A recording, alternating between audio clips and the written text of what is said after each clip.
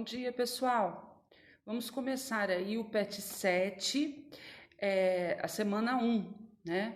E esse PET propõe um tema sobre a vida escolar, a nossa vida escolar, né? A maior parte do tempo de nossas vidas nós passamos dentro da escola.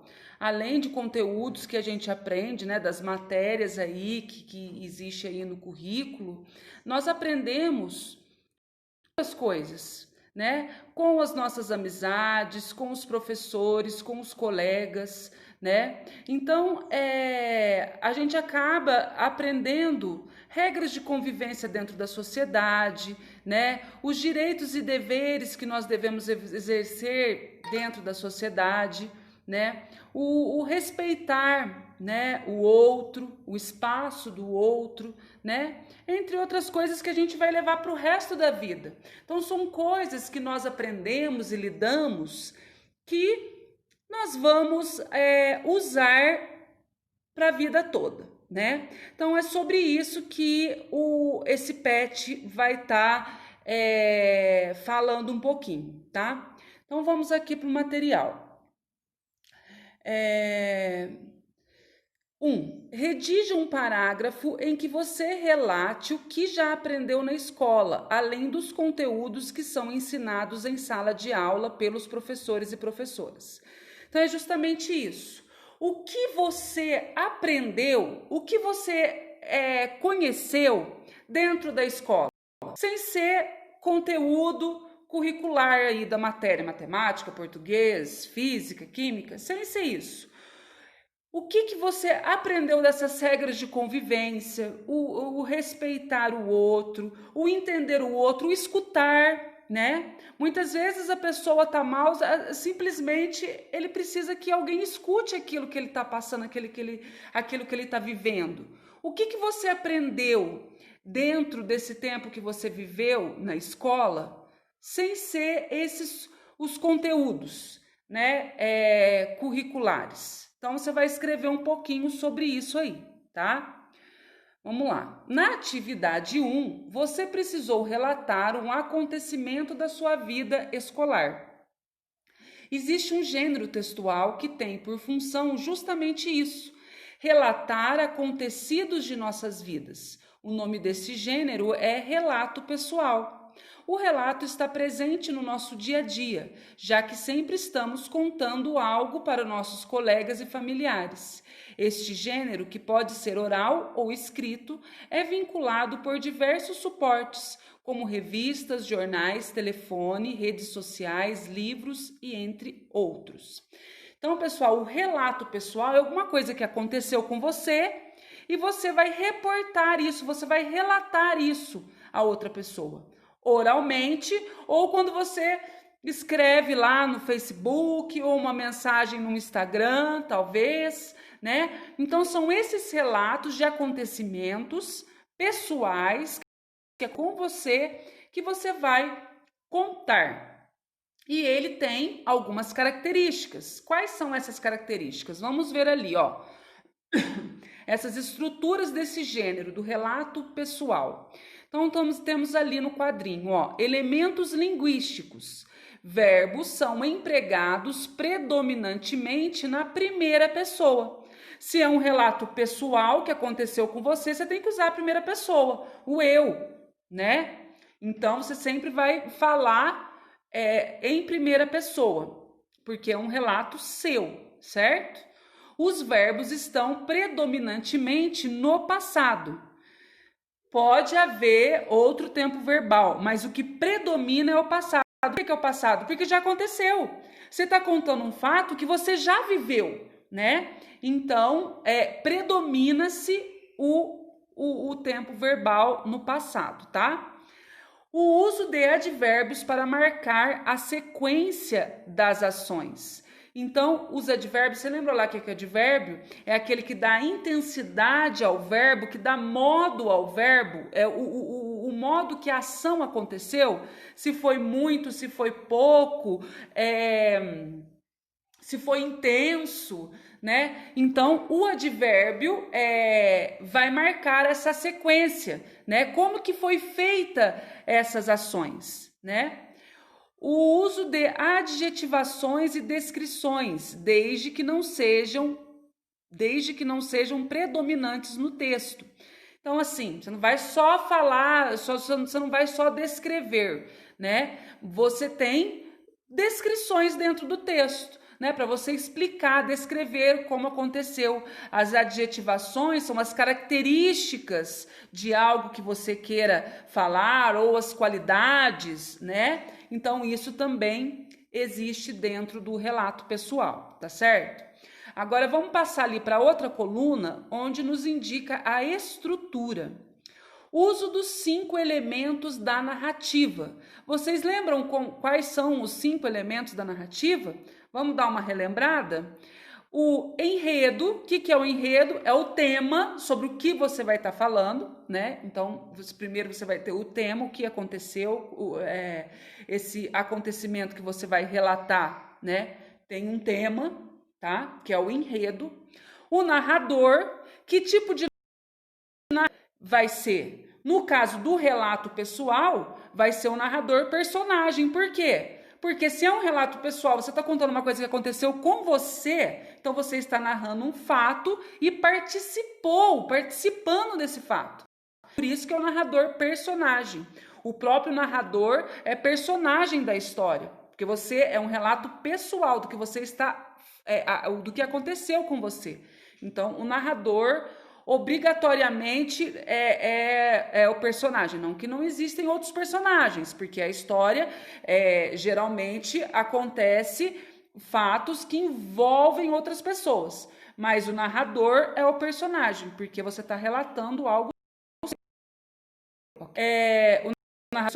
O narrador, né, que eu expliquei, personagens que são as outras pessoas que participaram dessa situação, desse acontecimento, né? O tempo, em que tempo que aconteceu isso, né? Foi bem no passado, foi agora, recentemente, né? Foi numa noite, foi numa tarde. Então, é uma marcação de tempo que você vai nesse seu relato, você vai escrever em que tempo em que viveu essa história, né? Você vai situar o leitor, escrever de modo que o leitor entenda em que tempo aconteceu esse relato, tá?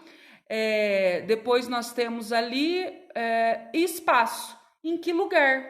Então, para que seja um bom relato, que o leitor entenda o que você está querendo dizer, é importante isso, tá? Você escrever de modo que o leitor entenda em que tempo que aconteceu e em que espaço aconteceu, aonde aconteceu, qual local aconteceu, tá certo? Depois nós temos lá, o narrador personagem deve ser utilizado, que eu já expliquei, né? Porque você participa dessa história e ao mesmo tempo está narrando essa história, né? O título e a introdução. O que tem lá na introdução? O contexto deve ser contextualizado, não deve ser coisas desconexas, né? Deve ter um sentido. O personagem, tempo, espaço, né? Que a gente já explicou lá em cima. E o fato, o problema. Então, qual fato que você está contando? Qual que é a problemática daquilo que surgiu desse acontecimento, desse fato, que tenha surgido um problema a ser resolvido ou não ficou resolvido, né? Vai depender aí, ou você pretende que será resolvido, não sei, mas tem que ter um fato, né? Um acontecimento, né?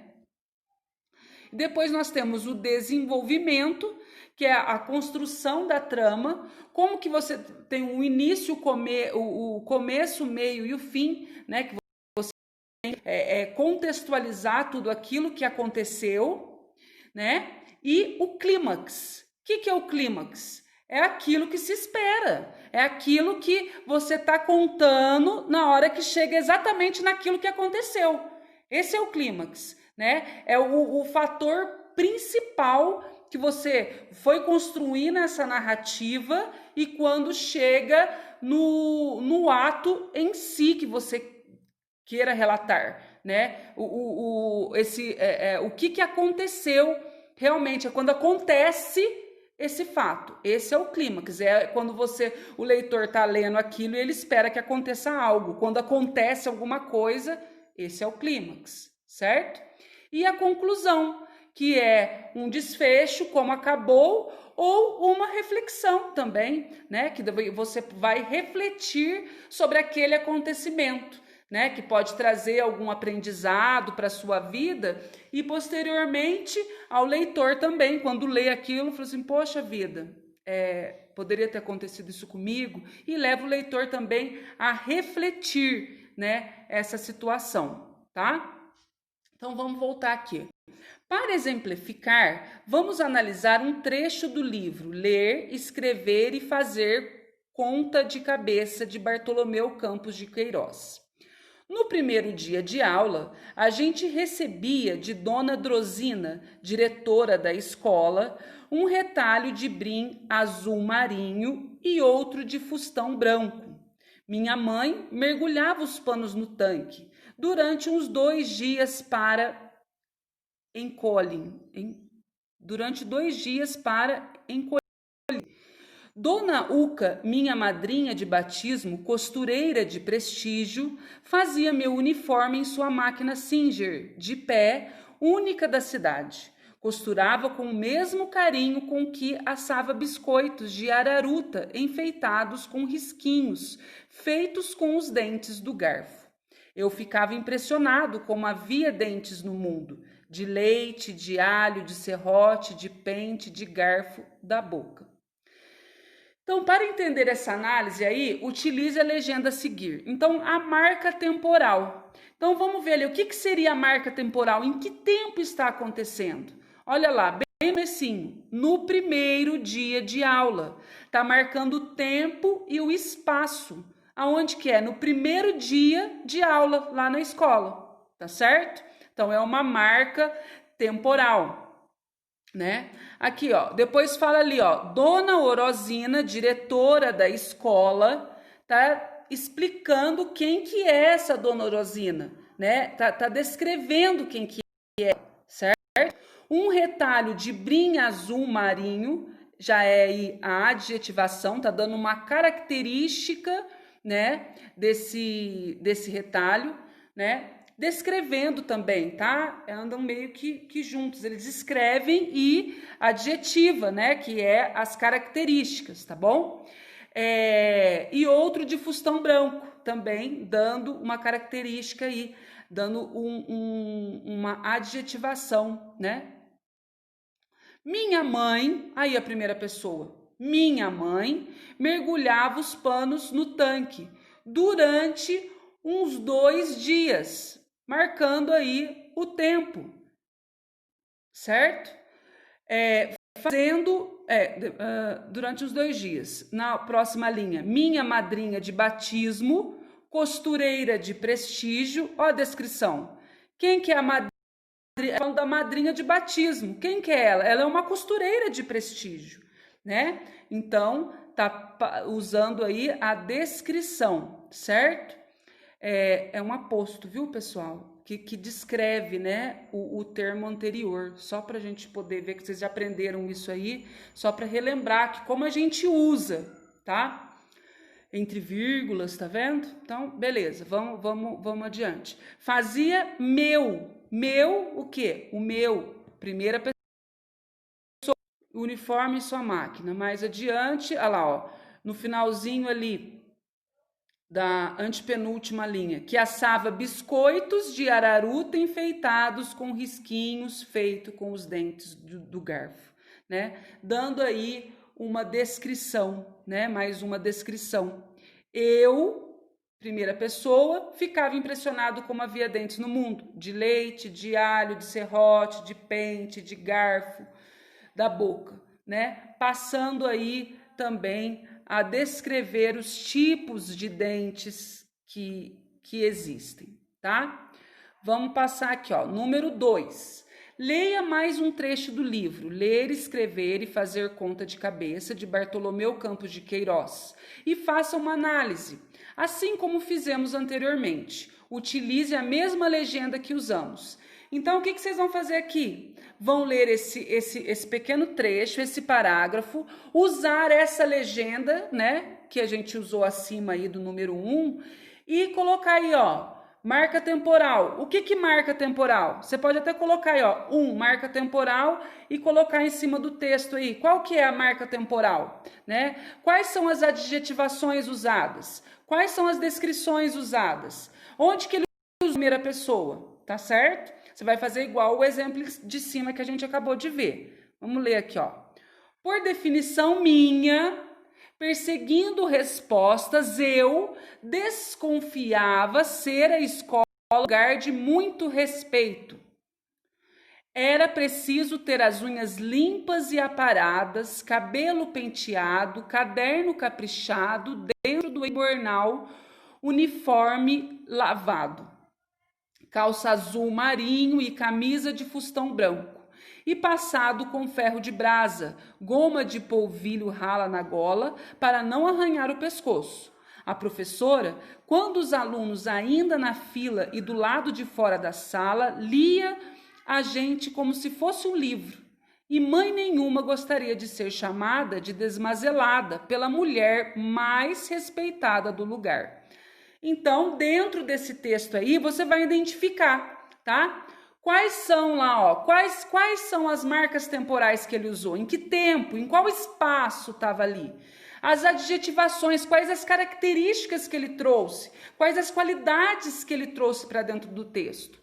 As descrições, como que ele descreve alguma situação, alguma pessoa, né?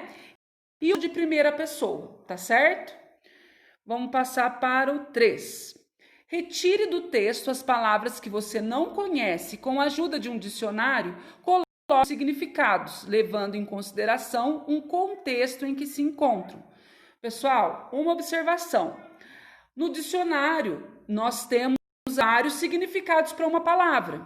Às vezes, um significado que você coloca dentro do contexto, né, do texto, vai ficar sem sentido. Então, você tem que observar qual é esse contexto para dar significado, tá? Então, não pode olhar simplesmente o primeiro significado e colocar lá. Será que vai servir esse significado? Porque várias palavras carregam significados diferentes. Então, você tem que observar isso também, tá? Então, essa palavra que você não conhece dentro do texto vai ter significado? Vai dar junção aí, tá? Então, pensa nisso, tá? Na hora que você for escrever o significado das palavras, tá certo? Bom, pessoal, espero ter ajudado nessas orientações e se tiverem dúvidas também, é só me chamar, tá bom? Até mais, até a próxima aula. Tchau, tchau.